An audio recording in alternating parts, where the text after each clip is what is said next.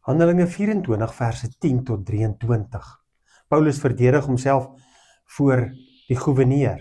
En dan laat die gouverneur hom toe om 'n toespraak te lewer, om te sê wat die rede is, hoekom hy optree soos hy optree, hoekom daar onmin is onder die Joodse leiers, omdat hy daar is, en omdat hy getuig dat Jesus Christus is die Here, die enigste verlosser en Here. Maar wat vir my mooi is in sy toespraak, sê hy die volgende woorde in vers 15. Ek het my hoop op God gestel, en net soos hulle verwag het dat alle mense, goeies en slegtes, uit die dood sal opstaan. Ek het my vertroue in die Here gestel, wat goed en sleg uit die dood gaan laat opstaan.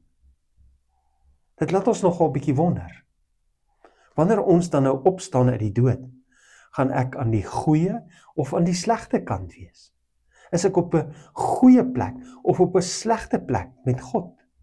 Waar is my verhouding dan op hierdie oomblik met God? As God dan vandag sou kom, waar staan ek? En dis die vraag wat ek myself wil vra vandag.